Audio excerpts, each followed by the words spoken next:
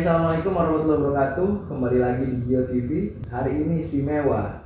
Kenapa istimewa? Karena kita kedatangan tamu yang sangat luar biasa. Beliau merupakan jurnalis yang hari ini jadi pimpinan redaksi di salah satu media ternama, media terkenal yaitu di Koran Sindo. Beliau ya mungkin lahir juga dari aktivis ya kan, entah aktivis gerakan dan sebagainya. Karir beliau di jurnalis mungkin cukup lama banget. Beliau adalah Mas Pung, kalau misalnya saya panggil ya Mas Pung. Ya, boleh. Iya. Selamat datang Mas Pung. Selamat datang, makasih. Atau saya manggil Bapak nih. Wah, yang lebih santai aja deh. Ya.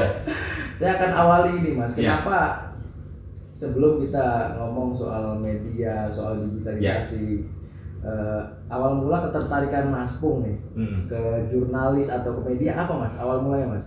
Ya. Apa karena misalkan dulu banyak aktivis yang muaranya ke wartawan, katakan Ya. dan sebagainya, atau apa gitu Mas? Betul. Oke, sebelumnya terima kasih sudah diundang di Gio TV ya. Ya. Ini channel yang menarik. Jadi saya juga sempat ngikutin beberapa kali. Ya banyak mengundang orang-orang yang punya gagasan-gagasan yang baik.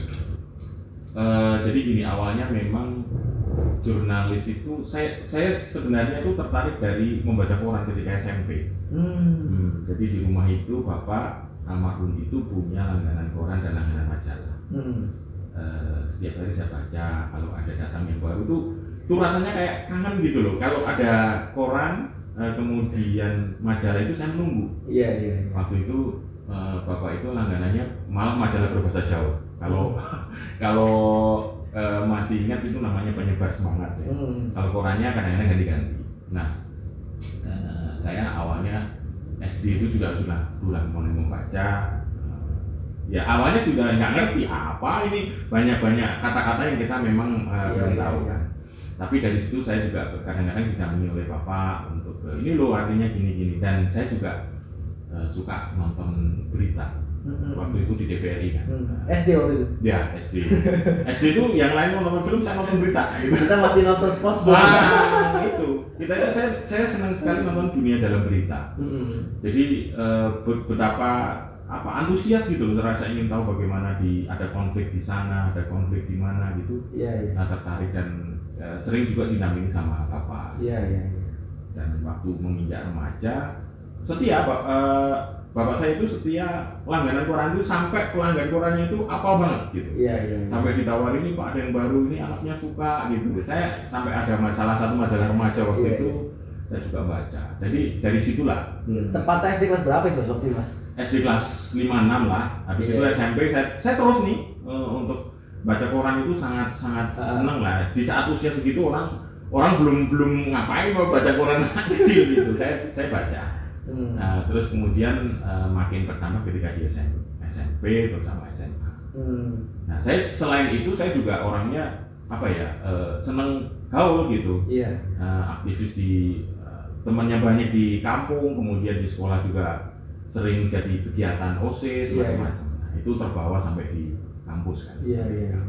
Nah, dari situ waktu itu belum ada internet, jadi memang haus sekali gitu. Bahkan saya sehari itu koran langganan bapak saya, terus saya itu kalau belum puas terhadap peristiwa sesuatu gitu, saya beli ke tukang koran. Iya. Saya jalan sendiri naik sepeda. Waktu itu dekat kampus rumah saya itu dekat kampus di Universitas Muhammadiyah Surakarta. Di situ ada satu kios koran yang tiap hari saya hampir ke situ gitu. Iya, mungkin harga koran masih 200. Nah, masih murah lah kira-kira.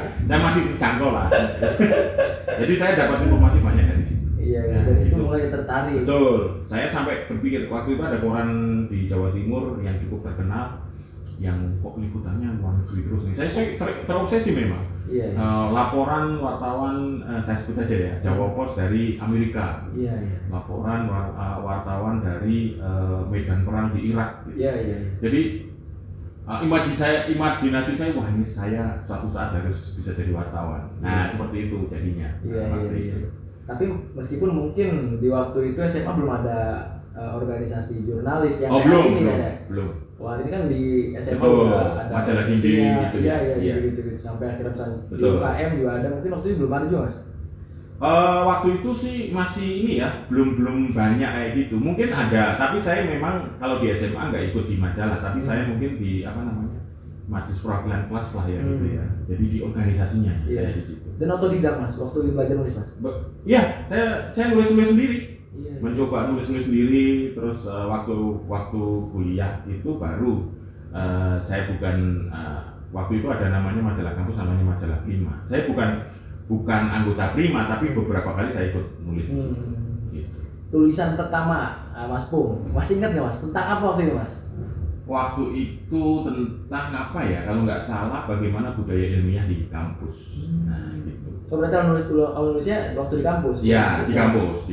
Yang lainnya nulis saya simpen sendiri. Saya simpen sendiri aja. Saya nulis, saya baca lagi, terus oh iya, saya bandingkan dengan tulisan beberapa yang sudah tayang di koran. Ini kok bisa ya orang nulis begini gitu.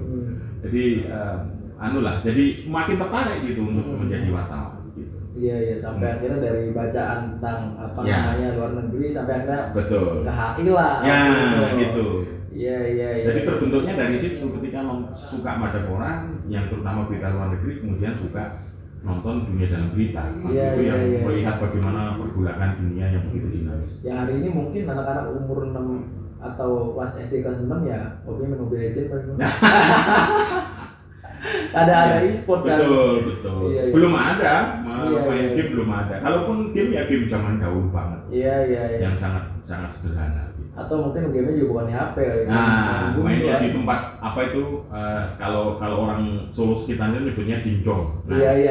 Main di situ pakai uang koin itu loh. Iya. Ya itu aja. Iya. Ya kita main juga di situ gitu. Time zone lah ya. Nah, kayak time zone yang sekarang. Iya. Tapi zaman dulu sederhana banget. Sampai akhirnya mas, pertama kali masuk media jadi wartawan waktu itu apa mas? Kalau boleh. Ya sebenarnya sih wartawan menulis itu hobi ya sebenarnya, hobi dari kuliah terus, tapi waktu itu karena saya juga aktivis di salah satu organisasi, saya lebih banyak berkecimpung di aktivisnya gitu. Dari belajar banyak lah dari situ ya. Karena kalau saya sebagai jurusan sosial kemudian labnya kan nggak ada khusus. Kalau kedokteran kan jelas ya, ada prakteknya, pertanian ada. Bayaran juga lebih jelas. Nah, kalau kita kan nggak ngapain kalau ya oke, mendengarkan dosen itu menambah wawasan, tapi kan kalau literatur kan bisa baca sendiri. Iya. Nah, yang tidak ada adalah bagaimana mempraktekkan apa yang teori itu ada di lapangan bagaimana. Ini yang tidak terjadi. Dan teman-teman yang banyak berkecimpung di aktivis juga rata-rata melaksanakan hal yang serupa, punya keinginan untuk mempraktekkan itu di lapangan. Iya.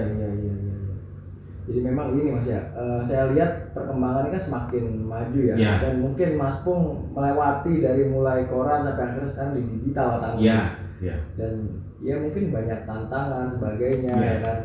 Selain akhirnya misalkan hanya berubah bentuk mas. Yang Mas Pung alami dari dulu sampai hari ini media itu perbedaannya mas. Nah gini, saya itu memang saya merasa beruntung karena saya masuk pertama menjadi wartawan itu di media cetak. Karena kalau sebagian orang menyebut wartawan senior, yang lain menyebut ini bisa diubah juga. Kasta tertinggi di jurnalistik adalah wartawan media cetak. Kenapa? Karena satu harus clear, karena itu kita punya waktu agak panjang. Jadi ketika kita menulis sesuatu itu harus benar-benar clear, bukan yang ragu-ragu, ada konfirmasi, ada cover both side, semuanya sudah lengkap di situ. Nah baru dicetak di dalam bentuk koran. Nah, sebelum dicetak itu kan harus melalui tahapan-tahapan yang panjang, minimal 3 tahapan ya. Kita sendiri yang tentu saja diajari untuk menulis dengan baik, kemudian asisten redaktur, baru redaktur. Kadang kalau berita itu sensitif, itu harus ke pemimpin redaksi. Nah, itu betapa jenjangnya itu memang harus saringannya sangat ketat. Gitu. Yang hari ini ya informasi begitu membanjiri kita dari bangun tidur sampai tidur lagi, tapi kurasinya seperti apa kita nggak tahu.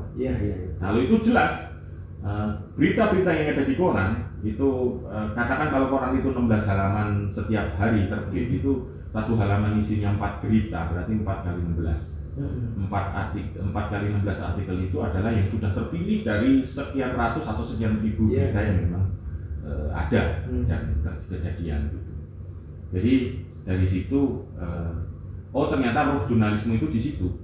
Jadi bagaimana kita prosesnya meliput langsung langsung dari sumber yang pertama. Itu udah doktrin kita di koran yang pertama saya masuk itu. Jadi jangan sampai misalnya ada kejadian A gitu, pembunuhan gitu ya misalnya, kemudian kita dapat sumber dari polisi, kita juga harus mendapatkan sumber dari saksi atau bahkan pelakunya atau keluarganya gitu. Harus kita temui itu waktu itu, dan kita masih pakai kamera yang memang harus dicuci cetak gitu dengan waktu yang sangat terbatas. Jadi memang sangat luar biasa tantangannya. Internet belum ada tahun 99 itu, internet belum banyak. Jadi betapa kita harus kejar-kejar. Kalau ketinggalan berita ya ketinggalan beneran. Nggak ada. Udah lewat aja. Ketik Google nggak ada. Jadi benar-benar kita harus nyari bagaimana caranya. Makanya seorang jurnalis yang handal itu satu ya, harus punya kemampuan komunikasi yang baik dengan narasumber, dengan masyarakat, dengan simpul-simpul, dengan wartawan lain juga.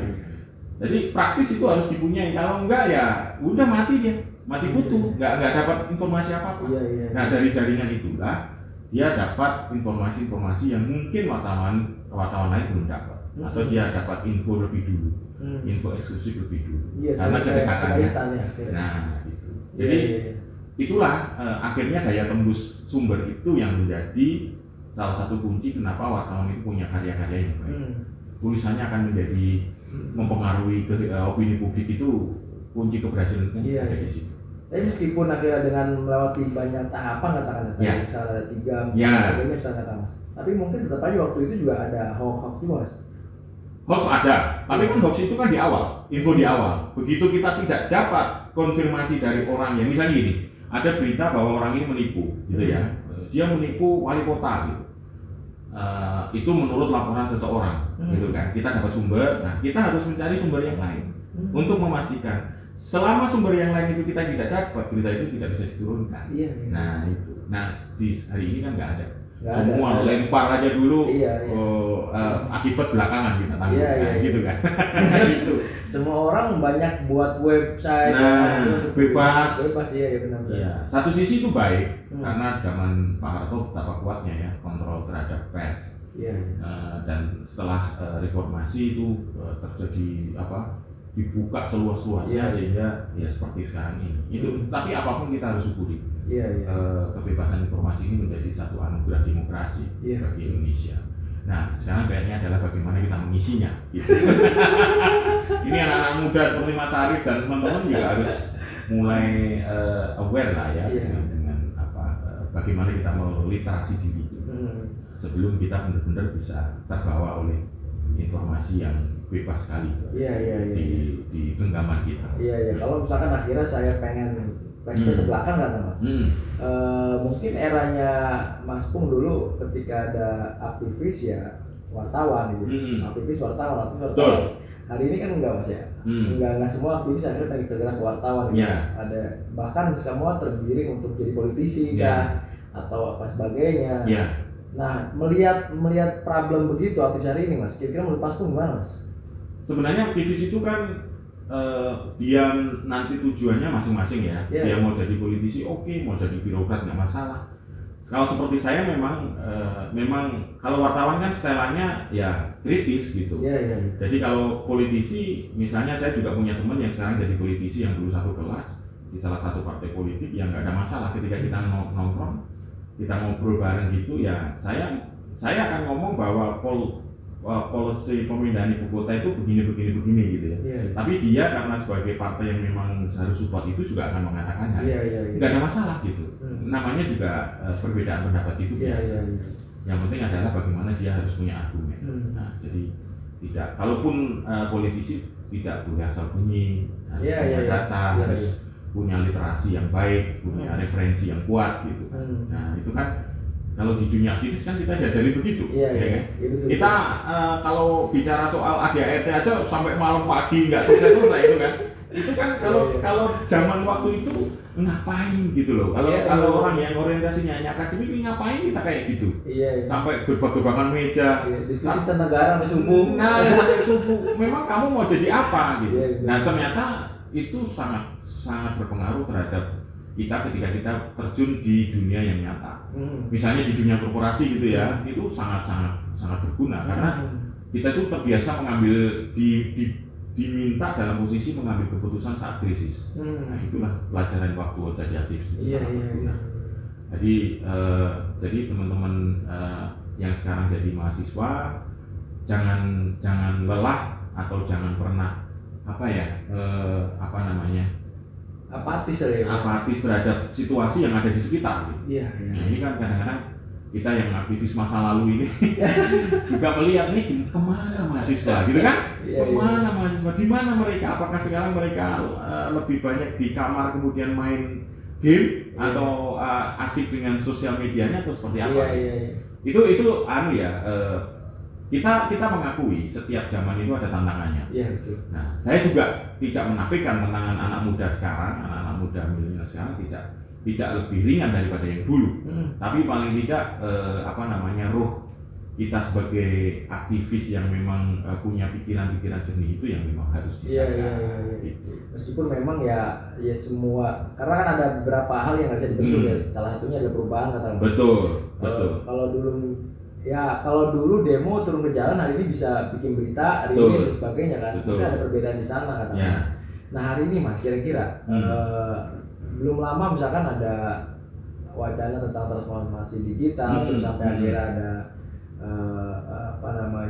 TV tabung dan TV digital. Itu sempat agak seksi ya tentang itu. Dan menurut Mas Pung sendiri, kira-kira di dunia hari ini yang serba terhubung dan sebagainya, Mas, tantangan untuk teman-teman harusnya pemuda lah katakan, itu apa Mas kira Mas?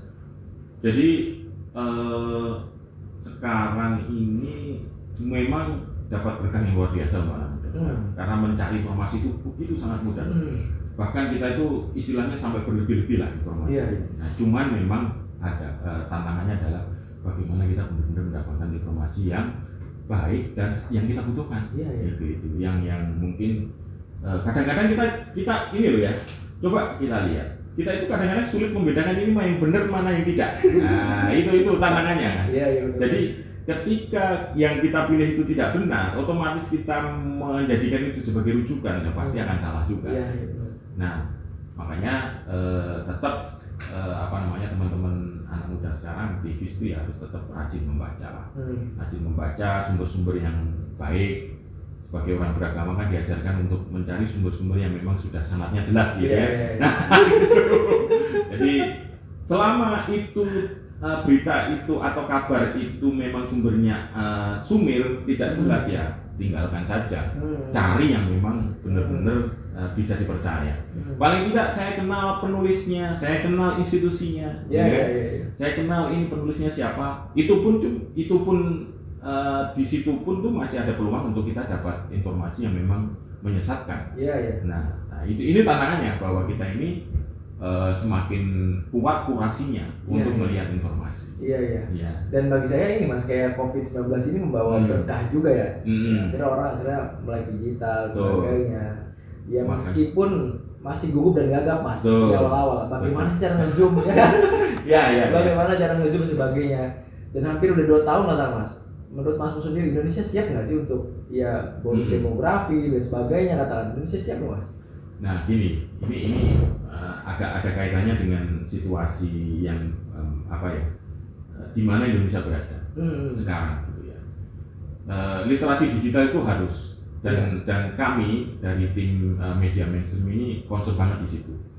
Karena masyarakat kita itu kan orang menyebut dari masyarakat agraris langsung lompat ke masyarakat digital, dipaksa nih oleh keadaan, ya kan? Karena kita tidak ada waktu untuk menyiapkan diri. Karena kita pemilunya 5 tahunan, jadi 5 tahun itu tidak cukup kuat loh untuk membuat fondasi literasi pendidikan. Apalagi kita terkenal dengan kurikulumnya 5 tahun ganti menteri. Nah ini tantangan lain. Itu efek dari pemilihan pergantian politik 5 tahunan. Nah, sementara mungkin di tempat lain agak lebih sustainable nih, misalnya di negara tetangga Malaysia atau yang lain ya, atau Singapura gitu, mereka sudah punya roadmap gitu ya, bagaimana menghadapi dari sisi pendidikannya. Pendidikan ini kan kuncinya di situ sih sebenarnya. Jadi literasi digitalnya memang harus bagus, tapi namanya pendidikan itu kan butuh waktu yang lama. Satu generasi itu berarti sekitar 20-25 tahun. Nah ini tantangan kita. Kemarin yang kita khawatirkan dari kalangan kita sebagai media itu kan bagaimana anak-anak sekolah tidak sekolah selama 2 tahun, tidak semuanya lewat online. Oke, untuk awal mengatasi pandemi bisa jadi begitu, tapi sejauh mana bisa perangkat infrastruktur itu bisa dijangkau oleh teman-teman atau anak-anak yang ada di daerah-daerah, yang kadang juga tiba-tiba naik kelas, belum bisa apa-apa naik kelas, gitu kan. Dia belum kelas 3 belum bisa baca. Nah ini mungkin PR besar karena kondisi kita memang secara geografis sangat luas dan posisinya sebagai negara kepulauan. Ini tantangan tersendiri. Makanya keadilan informasi itu menjadi penting, keadilan akses mendapatkan pendidikan menjadi penting. Karena itu ya mau tidak mau kita harus siap gitu. Nah yang kedua adalah kita ini sejak ini kegelisahan kita semua dan sebagian orang, Indonesia ini negaranya sangat besar penduduknya dengan dianugerahi wilayah yang indah dengan kekayaan sumber daya alam yang luar biasa, dari nikel, dari timah, emas, tembaga, batu bara, semuanya melimpah. Cuman gitu, PR-nya adalah bagaimana tantangan SDM kita. Gitu kan. Orang di luar sana, para pemain yang dulu menguasai, sudah mengkapling-kapling negara-negara waktu revolusi industri itu sudah menyeting kita sebagai pasar saja gitu. Nah, karena kita ini penduduknya besar ya otomatis jadi pasar kan. Produknya mereka semua. Kita tidak akan mungkin diberi kesempatan untuk menjadi produsen, untuk menyuplai kebutuhan kita sendiri. Nah ini tantangannya dari siapapun ya, terutama anak-anak muda. Indonesia optimis, gerakan apapun, ayo kita memproduksi kita untuk kita sendiri aja sudah cukup. Ya kan, kita ini penghasil sawit terbesar nomor 1 di dunia. Tapi harga minyak gorengnya lebih mahal dari Malaysia. Nah ini kan salah satu tantangannya. Sementara terus batu bara kemarin, batu bara kita melimpah, tapi kenapa PLN gak bisa batu bara? Nah ini kan juga hal-hal yang mungkin mesti anak muda harus tahu gitu. Anak muda itu juga harus tahu, teman-teman juga harus melek, jangan hanya melihat film-film yang menyenangkan, tapi bagaimana kita bisa membuat itu. Dan saya yakin beberapa teman-teman anak muda juga sudah banyak yang berkiprah ya. Mungkin jumlahnya, tapi mungkin perlu diperbesar. Ada semacam inkubasi gitu, inkubator untuk menciptakan mereka ini. Jadi kita itu SDM-nya benar-benar unggul, secara teknologi melek, secara literasi bagus, secara nasionalismenya kuat. Itu yang Kan belum lama juga akhirnya jadi konsep pemerintah juga soal digital ya. Betul. Kayak misalkan ada di Kemenq, katakan soal ekonomi digital, terus terakhir baca itu misalkan di Mendikbud pengen ada jurusan apapun di kampus itu wajib bisa coding. Artinya orang akhirnya bisa menjawab tantangan digital gitu, sampai harus ada kurikulum digital thinking dan sebagainya kan. Ini akhirnya orang jadi, dan saya rasa ini bener Mas ya, bahwa hari ini seorang pemimpin yang nggak bisa kolot kayak dulu gitu. Nggak bisa kolot kayak dulu. Orang harus ada satu jadi masyarakat nggak hanya lihat pemimpin ini bagus karena sifatnya bagus gitu. Masyarakat menilai pemimpin ini bagus karena ada program kerja yang bagus. Hari ini kayaknya kita butuh pemimpin yang dia melek digital juga gitu. Karena base data gitu Mas. Kalau pada Mas Pung sendiri Mas Dirga, atau apa yang hari ini sebenarnya sedang dilakukan pemerintah, apa benar atau enggak sih gitu? Nah ini juga apa yang dilakukan pemerintah sebenarnya secara awal-awal itu cukup baik ya. Misalnya gerakan anti hoax. Karena hoax itu dampaknya sangat besar. Dampaknya penyesatannya itu lebih dahsyat daripada COVID-19 kalau saya melihatnya. Orang yang disesatkan oleh informasi itu lebih dahsyat akibatnya dan panjang daripada orang yang kena COVID yang harus 2 minggu sudah sembuh. Dan belum ada vaksinnya, Mas. Nah, belum ada vaksinnya. Vaksinnya akan diciptakan tapi selalu kalah oleh virus yang baru. Oleh virus hoax itu lebih bermutasinya lebih dahsyat lagi gitu. Begitu ada gerakan anti hoax itu ditimpa lagi yang lebih besar, lagi yang lebih besar gitu terus. Nah, ini mungkin pemerintah juga harus tidak boleh lelah untuk terus menggandeng semua elemen masyarakat ya, terutama untuk anak-anak muda ini. Jangan hanya tergiur oleh action-nya saja. Kalau jadi YouTuber jangan hanya tergiur oleh nanti saya dapat uang banyak gitu. Tapi ini loh ada moral obligation bahwa kita itu harus mencerdaskan masyarakat. Siapa lagi kalau nggak anak muda ya kan? Karena kalau sebuah peradaban pasti dimulai dari anak muda, nggak mungkin dari yang tua. Dan para pemimpin yang sudah senior dan sepuh pun juga harus mengerti gitu bahwa ini eranya anak muda gitu. Kalau bahwa yang senior dibutuhkan wisdomnya ya, tapi paling tidak dia harus merekrut atau mewadahi talenta muda sehingga kita lebih siap lagi secara apa ya, mengikuti kekiniannya itu lebih kuat gitu. Jadi talenta digital itu memang harus diakomodasi. Dan di beberapa kementerian sudah ada sih, saya lihat sih sudah ada dari keuangan, dari BUMN. Cuman memang kadang-kadang kalau sudah memasuki tahun politik kan jadi tenggelam oleh keinginan politik. Nah ini mungkin yang perlu kesinambungan itu yang perlu dijaga. Tapi meskipun ini Mas, banyak juga lembaga yang akhirnya anak muda yang disuruh mengikuti gaya orang tua, Mas. Bukannya akhirnya misalkan, jadi orang yang anak muda ini malah beradaptasi ke orang tua gitu. Tetap kolot dipaksa gitu kan banyak juga Mas. Lembaga-lembaga yang memang manual. Itu mungkin apa ya, kayaknya dorongan dari dalam gitu ya, dari orang tua yang mungkin dia merasa bahwa zaman saya dulu, nah gitu kan, selalu begitu. Kamu harus begini, enggak, kamu harus begini dalam arti polanya, bahwa nanti inovasinya dengan menyesuaikan situasi terkini juga harus, dan itu mungkin orang ya dialog itu wajar lah, nanti dialog antara kelompok muda dan kelompok yang senior itu akan terus terjadi dan akan menghasilkan sesuai dengan kebutuhan zaman, tapi tetap ada wisdom yang kuat, ada ruhnya tetap kuat yang dipegang oleh para senior ini. Jadi itu kombinasi yang baik. Kalau itu bisa dilakukan dengan baik, jangan dipertentangkan lah ya. Terus awal-awal ada pertentangan antara generasi tua dan muda sejak zaman kemerdekaan juga begitu kan? Zamannya Soekarno yang pengen merdeka cepet, ya kan? Ada yang memang kita alon-alon saja gitu kan. Tapi akhirnya bisa jadi energi yang baik. Saya yakin dalam situasi sekarang ini juga akan begitu sih. Dialektika itu akan terus terjadi. Meskipun memang ya enggak ya bukan dipungkiri, akhirnya ada yang begitu gitu Mas, bukan dipungkiri. Dan hari ini semua sebenarnya terbuka Mas ya. Orang yang di PHK bisa dia buat YouTube katakan. Artinya banyak menu. Ya banyak menu untuk akhirnya dia mencoba gitu. Tentang jadi content creator, content writer dan sebagainya, banyak banget Mas hari ini ya. Dan pemuda hari ini saya rasa ya harus melek akan itu. Jadi ya ini bagi teman-teman pemuda ya, bukan hanya orang-orang tua aja gitu. Hari ini lulusan SD udah bisa kaya raya Mas. Betul.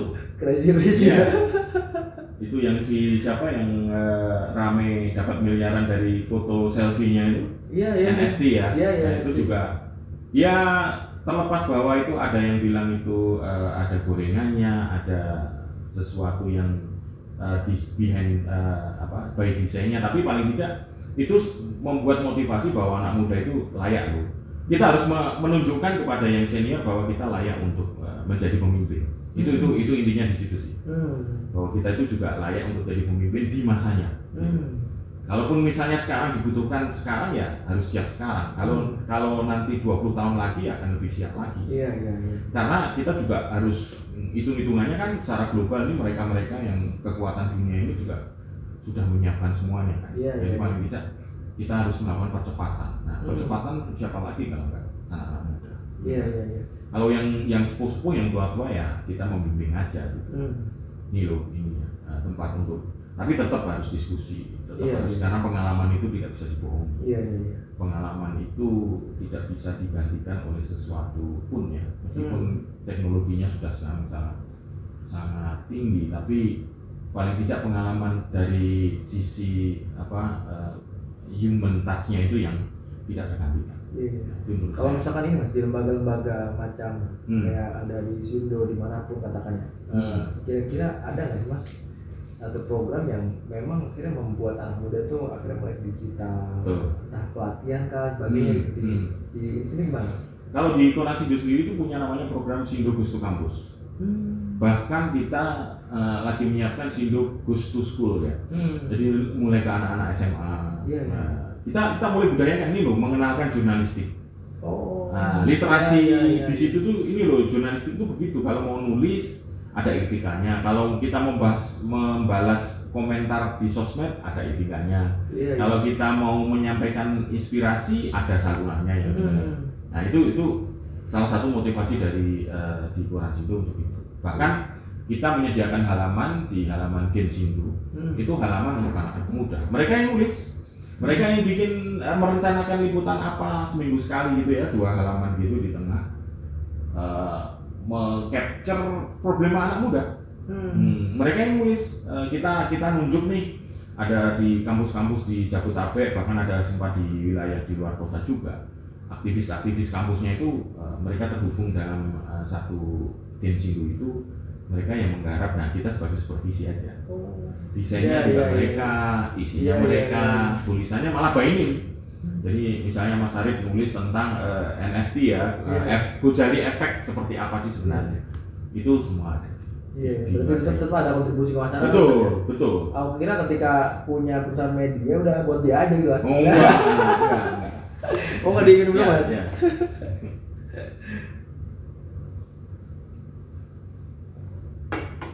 Tapi peran ini Mas ya, peran teman-teman pemuda juga udah berkurang nggak sih Mas? Yang tertarik gitu ya? Nah, ini tuh kita yang belum tahu, karena mereka ini lebih banyak di balik layar lah ya. Aktivitas mereka lebih ke sangat digital, jadi kalau di lapangan kan nggak kelihatan.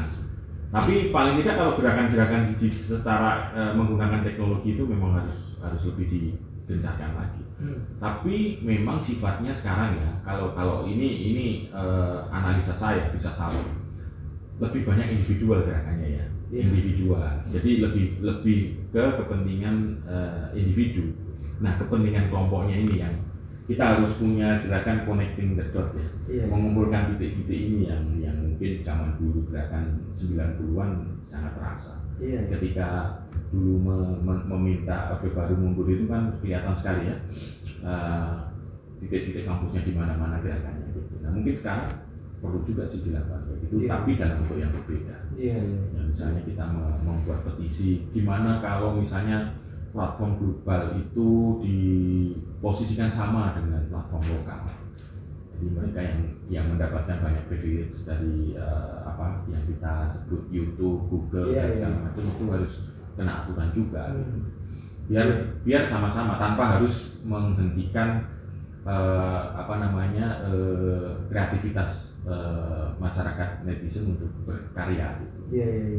Itu kan dari sisi bisnisnya perlu diatur. Nah, gitu ya. Tapi ngomong-ngomong kayaknya itu belum ada aturan sih. Belum ada. Artinya hanya saja gitu ya. Iya, karena mereka hanya punya community guideline aja kan. Sementara kan kita mendesak agar kan kalau kita lihat ya kita harus terus terang YouTube ini sangat membantu menyampaikan informasi yang baik-baik. Tapi kan di situ yang menyesatkan juga banyak. Yang memang YouTube sendiri algoritmanya belum bisa menjangkau secara keseluruhan kan. Nah ini mungkin YouTube juga, saya yakin YouTube juga melakukan terus ya, updating regulasi terus secara internal agar yang menyebarkan kebencian, mengadu domba itu juga nggak masuk, nggak lolos gitu. Ya kalau yang gini-gini ya memang harus diperbanyak gitu kan. Gitu kan? Iya, saya lihat itu kayak pasar aja kan. Iya, betul. Nggak ada yang kira sebagainya. Betul. Dia market yang sangat besar untuk sekelas YouTube, mendatangkan untung yang luar biasa. Tapi paling tidak tanggung jawab sosialnya harus tinggi. Iya, itu YouTube kita minta juga untuk banyak-banyak untuk meningkatkan kualitas regulasinya internalnya. Karena memang secara regulasi negara belum ada yang untuk membatasi konten. Iya. Sampai hari ini mungkin bukannya YouTube yang lagi viral, sama TikTok kan. Ya, TikTok kan, yang diprediksi Hello kah, iya. video, Iya. Instagram, Facebook, semuanya kan mereka kalau didesak oleh regulator, misalnya pemerintah setempat di satu negara, pasti oke, kita akan memperbaiki, tapi kan yang namanya yang bikin hoax ini kan lebih canggih juga gitu. Bisa nembus juga tuh ini ya kan, nembus juga. Iya. Yang mungkin udah diprediksi bahwa hari ini yang dulu TikTok sih joget-joget aja, hari ini semua berita juga ada di TikTok kan ya. Maksudnya udah kesana gitu, bukan hanya YouTube. Nah gini, kalau soal itu saya setuju bahwa media mainstream juga harus hadir di sana. Kenapa? Karena kalau kita tidak ada di sana, yang hadir yang hoax itu. Yang hoax itu yang akan banyak muncul. Iya, benar. Dan itu masyarakat kita akan semakin yang tadi, masyarakat kita lompatan dari masyarakat agraris ke masyarakat yang digital dengan literasi yang pas-pasan akan menelan mentah-mentah informasi yang ada di YouTube. Seolah-olah ini kejadian beneran, padahal itu video tahun 5 tahun lalu yang di capture direkayasa sedemikian rupa sehingga itu seperti kejadian sekarang. Iya benar. Nah itu dampaknya luar biasa. Iya. Lebih dasar dari COVID-19. Kalau kemarin itu kayak misalnya saya ngobrol sama Direktur Pencegahan BNPTRI, jadi ada satu virus selain virus corona gitu, yaitu virus radikalisme. Nah ini saya ngobrol sama Mas pun ada satu virus lagi. Virus hoax yang belum ada ini ya vaksinnya, dan saya rasa ini harus jadi konsentrasi ya di pemerintah sendiri. Terakhir Mas, tadi udah ngebahas tentang pengalaman sebagainya. Kira-kira Mas, harapan Mas Pung nih untuk media Indonesia, untuk pemuda Indonesia menghadapi hari ini bukan lagi yang besar mampu mengalahkan yang kecil Mas, tapi yang cepat mampu mengalahkan yang lambat. Karena lompatan itu hari ini diperlukan ya, bukan lagi kita ngumpul banyak orang, soalnya kita kalian ini bukan itu, tapi yang cepat. Nah, kira-kira harapan Mas Pung sendiri apa nih Mas? Ya, kalau dari dunia media sih berharap terutama di dunia internal ya, ini harapan internal teman-teman jurnalis media mainstream ya, tetaplah berkarya dengan memperkuat inovasi terus, inovasi dengan mengikuti perkembangan zaman, karena apapun membaca kita itu adalah rajanya gitu. Itu. Tapi kita tetap yakin konten is king gitu. Konten itu adalah raja. Karena kalau platform itu bisa mengikuti, artinya kalau ruh konten itu tetap kita pegang dengan baik, ilmu dasar jurnalistik kita pegang baik, ya pasti orang akan tetap percaya dengan informasi. Nah, gitu. Dan saya juga punya mimpi ya, anak-anak muda kita itu benar-benar well educated, well literated, digital literasinya sangat terjaga sehingga tidak mudah teradu domba. Itu yang tadi nanti akan nyambung dengan radikalisme itu. Jadi kalau masyarakat kita itu sangat kritis dalam arti tidak mudah terbawa informasi, baik melalui internet maupun langsung melalui fisik, itu tidak akan mudah kita jadi domba. Tidak akan mudah kita dimasuki virus-virus radikalisme, virus-virus hoax, virus-virus yang membuat perpecahan itu tidak akan mudah gitu. Karena kita tahu dulu ini kan penjajah yang zaman dulu, Belanda dulu, bagaimana cara menguasai sampai 350 tahun kan ilmunya cuma mengadu domba aja. Iya betul. Memecah belah dan jajahlah gitu kan. Tapi sekarang memang sampai sekarang pun siapa penjajahnya udah berganti. Katakanlah orang-orang korporasi global yang mungkin bersatu padu. Pokoknya Indonesia itu jangan dibiarkan jadi produsen, jadikan konsumen saja. Nah itu yang penjajahan yang terjadi sekarang. Makanya kita harus meliterasi dulu nih semua anak muda kita sangat kritis terhadap informasi, bahkan mendidik orang-orang untuk ayo kita jadi pemain, jangan jadi penonton. Nah itu yang kita nonton karya orang lain, kita kagum terhadap karya orang lain boleh, tapi kita harus curi ilmunya kayak apa, dan kita bisa bikin gitu. Kita bisa bikin, anak muda harus kita bisa bikin, harus optimis, dan saya yakin bisa, karena Saya lihat beberapa anak-anak muda kita berprestasi di tingkat global, internasional. Iya, iya. Bahkan ada yang punya kemampuan teknologi yang sekelas di Microsoft, di Apple tuh mereka udah punya kapasitas di situ. Iya, iya. Nah, bagaimana pemerintah ini menjahitnya? Nah, jahit mereka, bawa pulang, kumpulin di satu tempat, jadi semacam innovation center gitu. Iya, iya. Mereka harus digembleng dan ujung tombak perubahan inovasi ada di mereka. Iya, iya. Gitu. Jadi bukan hanya direkrut tapi nggak dilatih. Nah, diberdayakan lagi ya. dikasih dana yang betul, dikasih kemampuan, dikasih kesempatan. Caranya gimana? Global ini di stop dulu gitu. Iya. Ilmu China perlu di Google masuk sini, tapi lu harus gandeng perusahaan lokal. Kalau enggak, no. Nah, kasih kesempatan dulu dong yang lokal. Iya. Jangan tiba-tiba langsung misalnya ya pasti kalah gitu. Kita harus realistis dengan itu. Iya, benar. Nah, keperpihakan itu penting. Jadi kemampuan di drill dengan baik, literasi baik, komunitasnya dibangun. Nah, yang global ini di stop dulu, buka stop dulu, biar ini gede dulu nih. Kalau udah gede, oke, taruh berani. Iya. Itu kira-kira. Diminimalisir dulu lah ya. Betul. Kalau soal di top agak susah juga. Wah, betul. Enggak. Kita nggak anti terhadap platform global, enggak. Iya, Tapi iya. diatur dulu deh. Gitu. Iya. Karena kita juga perlu itu. Gitu. Iya. Kita yang ngatur ritmenya lah. Nah, Iya. Pemerintah dipilih untuk itu. Betul. Iya. Iya. Makasih nih Mas, udah Siap. bincang-bincang ya kan. Saya rasa ini bukan yang terakhir, nanti kita ngobrol lagi Mas Pung. Siap. Jadi masih banyak hal yang sebenarnya saya pengen gali dari sosok Mas Pung ini kan. Sampai akhirnya sekarang jadi Pimret dan sebagainya. Saya pengen tahu perjalanan sebagainya. Ya. Oke Mas, terima kasih sahabat Gio semuanya dimanapun kalian berada. Jadi tetap tonton terus di Gio TV. Tentunya ini hal yang bermanfaat. Barangkali ini juga ada satu masukan untuk pemerintah yang tadi disampaikan Mas Pung. Semoga tetap membangun, dan sekali lagi Mas, makasih Mas. Ya, terima kasih. Oke, assalamualaikum warahmatullahi wabarakatuh.